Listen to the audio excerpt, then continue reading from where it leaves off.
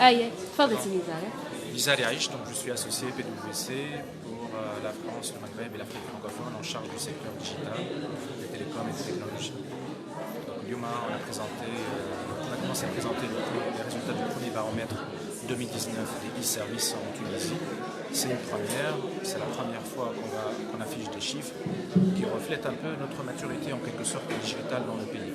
On quantifie le taux d'utilisation des services en ligne, la perception, comment les entreprises, les citoyens utilisent ces services-là. Donc ça nous donne un premier point de repère pour cette année.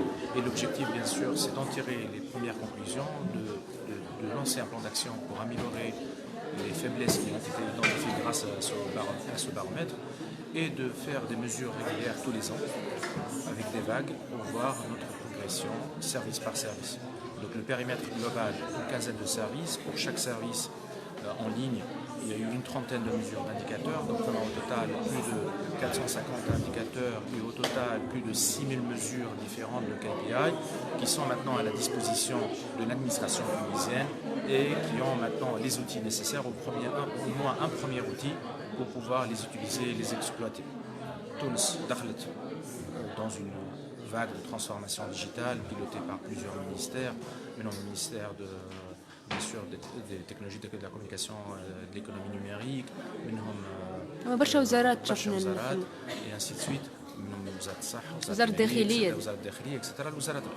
Donc machine dans le cadre d'une transformation digitale. Femme à une vitesse. Mais lorsqu'on n'a pas les KPI, les tableaux de bord pour mesurer là où on en est, on manque d'informations et on peut ne pas être pertinent en fait prise de décision. D'où la valeur ajoutée de ce baromètre-là, et j'insiste. Donc l'idée maintenant, c'est de le prendre, de l'améliorer, de l'étendre à d'autres services, de le moderniser encore plus. C'est un premier pas, mais ce n'est qu'un premier pas.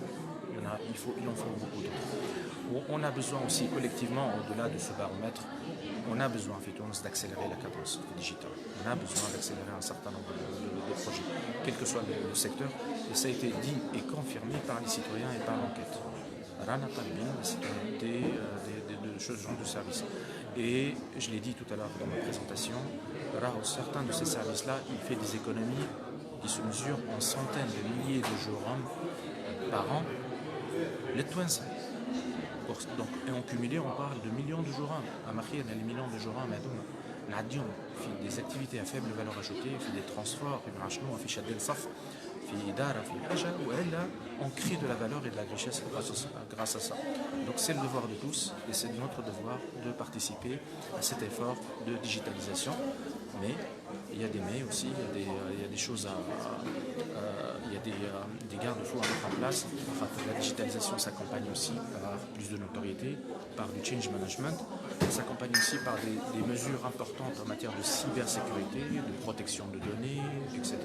Donc femme a des risques aussi qui viennent avec la digitalisation. Donc c'est un outil puissant, mais aussi les moyens pour se protéger contre les choses qui peuvent déraper autour de ça ou les risques associés à